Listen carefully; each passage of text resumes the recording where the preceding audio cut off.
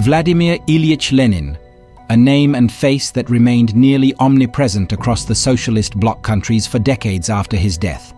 In Eastern countries, at least 3 generations of people knew him intimately this way.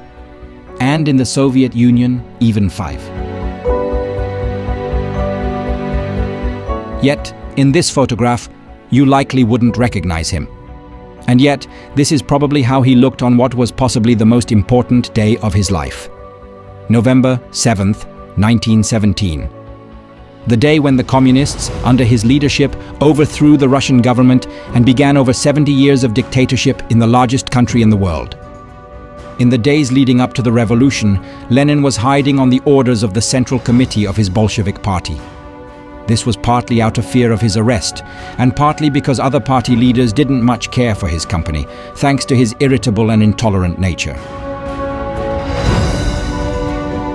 On the night of November 7th, however, Lenin's impatience and frustration that nothing was yet happening reached its peak.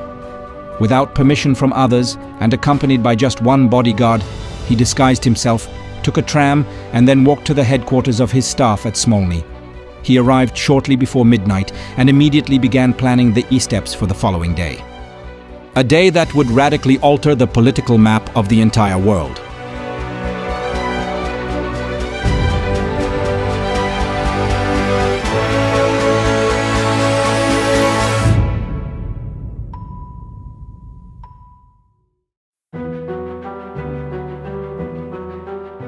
Lenin was a pseudonym, and he never revealed why he chose it. His real name was Ulyanov, and his ancestry was a truly diverse mix. It included Russian, Chuvash, and Jewish, as well as German, Swedish, and Mongolian roots.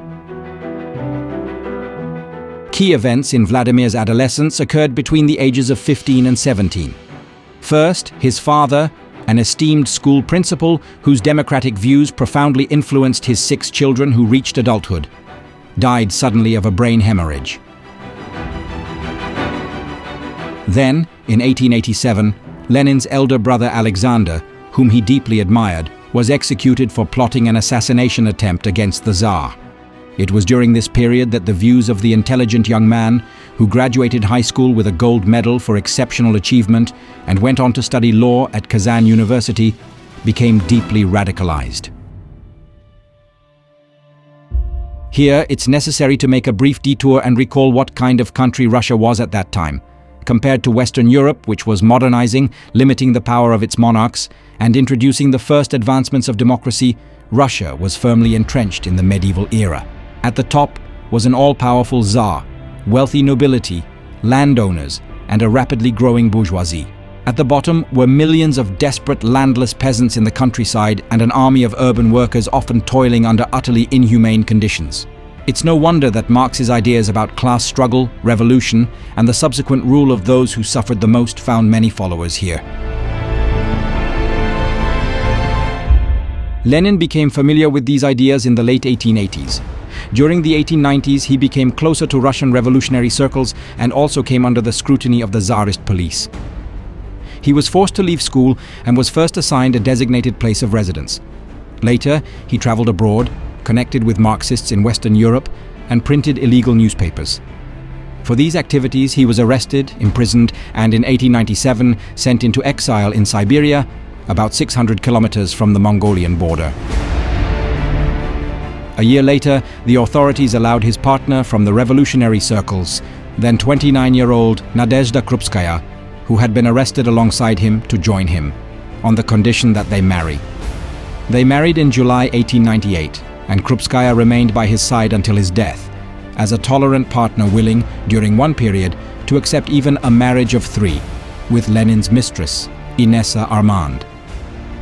At the same time, she served as his personal secretary, and, in the final stage of his life, his caretaker. Lenin returned from exile in 1900 and spent nearly the entire period until 1917 in emigration, living in cities like Munich, London, and Geneva.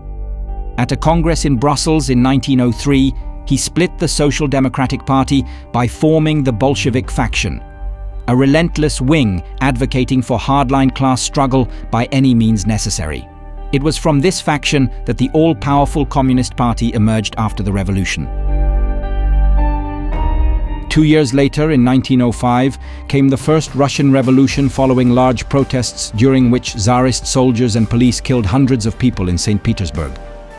Tsar Nicholas II was forced to give up his absolute power and introduce civil liberties unprecedented in Russia. Most of the public was satisfied, but not Lenin. His dream revolution looked entirely different. The situation in Russia stabilized in the following years, but then came 1914 and the First World War. The war struck impoverished and backward Russia even more severely than other nations. 2 million died on the front, and hunger and poverty plagued Russian cities. In St. Petersburg, people waited in lines for food for up to 40 hours. Socialists suddenly had an argument that even those who would otherwise ignore them could relate to, "We will end the war." It all begins inconspicuously. In February 1917, spontaneous unrest leads to the overthrow of the Czar and the establishment of a provisional government. Virtually all the revolutionaries, including Lenin, are in exile at the time and incredulously read the news from Russia. This happened completely without us? And so, by April 1917, Lenin is back in Petrograd, and everything quickly moves toward the decisive confrontation that will take place on November 7th. On that day, Lenin's Bolsheviks gradually take control of all key locations in the capital, Petrograd. It goes smoothly. The government has minimal support. The main event, the assault on the government's headquarters, the Winter Palace, doesn't begin until nightfall. Soviet filmmaker Sergei Eisenstein depicted it heroically in his 1928 film. In reality, it was far less epic. Most of the Winter Palace's defenders surrendered without a fight, with no casualties on their side. The revolutionaries suffered 6 deaths. Many people in the city didn't even notice that a coup had taken place. They were accustomed to gunfire. Some strolled through the city, while others spent the evening at the theater. Elsewhere, things did not go so smoothly. In Moscow, fierce battles resulted in around 5,000 dead. In Siberia, protests and unrest broke out. Several regions with ethnic minorities declared autonomy or outright seceded from Russia. But this did not change the fact that the Bolsheviks had seized power in the world's largest country. Lenin became chairman of the Council of People's Commissars, effectively the head of government, and his decrees fundamentally changed life in the country. The most famous being the decree on peace, ending the war, and the decree on land, redistributing land from the nobility, the church, and landlords to poor peasants. However, other measures soon followed. Primarily the dissolution of the legally elected parliament, where the Bolsheviks held barely a quarter of the seats. This marked the definitive establishment of one-party rule in Russia. Additionally, censorship was introduced, political opponents were persecuted and sentenced by revolutionary tribunals, and a brutal secret police force, initially known as the Extraordinary Commission for Combating Counter-Revolution, was created. In July 1918, the Tsar, his wife, their 5 children, and their servants were executed without trial in a small basement room in Yekaterinburg.